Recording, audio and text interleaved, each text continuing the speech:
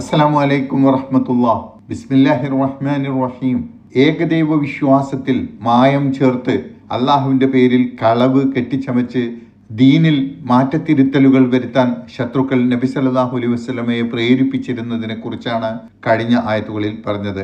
എന്നാൽ അത് വിജയം കാണുന്നില്ലെന്ന് കാണുമ്പോൾ കുതന്ത്രങ്ങളിലൂടെയും മർദ്ദനങ്ങളിലൂടെയും നബി സല്ലല്ലാഹു അലൈഹി വസല്ലമയെ മക്കയിൽ നിന്ന്, സ്വന്തം നാട്ടിൽ നിന്ന് പുറത്താക്കാനുള്ള ശ്രമം ശത്രുക്കൾ നടത്തുമെന്നതിനെ കുറിച്ചാണ് തുടർന്ന് പറയുന്നത്.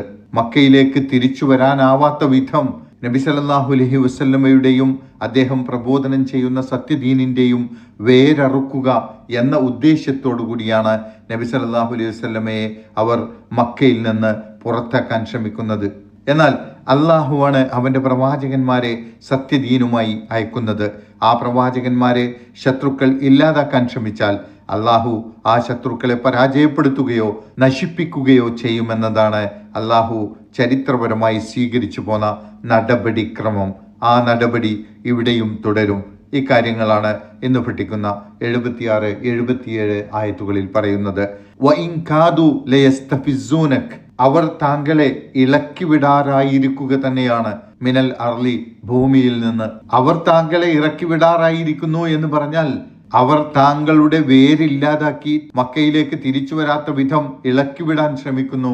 മിനൽ അർലി, ഭൂമിയിൽ നിന്ന് എന്ന് പറഞ്ഞാൽ ആ നാട്ടിൽ നിന്ന്, മക്കയിൽ നിന്ന് എന്നാണ്. ലിയുഖ്രിജൂക മിൻഹ, താങ്കളെ അതിൽ നിന്ന് പുറത്താക്കുന്നതിനു വേണ്ടി, ആ നാട്ടിൽ നിന്ന് താങ്കളെ പുറത്താക്കുന്നതിനു വേണ്ടി ഭീഷണിയിലൂടെയും ഉപദ്രവങ്ങളിലൂടെയും നബി സല്ലല്ലാഹു അലൈഹി വസല്ലമയെയും വിശ്വാസികളെയും മക്കയിൽ നിന്ന് പുറത്താക്കിയാൽ അതോടെ തങ്ങൾക്ക് സ്വൈരമായി കഴിയാമെന്ന് കരുതി അതിനായുള്ള കുതന്ത്രങ്ങളും ശ്രമങ്ങളുമാണ് മക്കയിലെ ശത്രുക്കൾ നടത്തുന്നത്.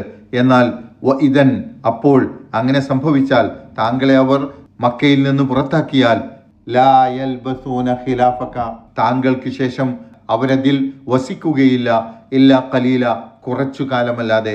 അതാണ് അള്ളാഹുവിൻ്റെ നടപടിക്രമം. പ്രവാചകന്മാരെയും അനുയായികളെയും നാട്ടിൽ നിന്ന് പുറത്താക്കുകയോ പ്രവാചകന്മാരും അനുയായികളും ശത്രുക്കളുടെ പീഡനം കൊണ്ട് നാടുവിടേണ്ടി വരികയോ ചെയ്യുമ്പോൾ അള്ളാഹു ആ ശത്രുക്കളെ നശിപ്പിക്കുകയോ പരാജയപ്പെടുത്തുകയോ ചെയ്യുക എന്നത് അള്ളാഹുവിൻ്റെ നടപടിക്രമങ്ങളിൽപ്പെട്ടതാണ്. അതുകൊണ്ട് നബി സല്ലല്ലാഹു അലൈഹി വസല്ലമയെ മക്കയിൽ നിന്ന് പുറത്താക്കിയാൽ പിന്നെ അധികകാലം അവരവിടെ സ്വൈരമായി ജീവിക്കുകയില്ല. ശിക്ഷയിലൂടെയോ പ്രകൃതി വിപത്തുകളിലൂടെയോ അവരെ അള്ളാഹു നശിപ്പിക്കും.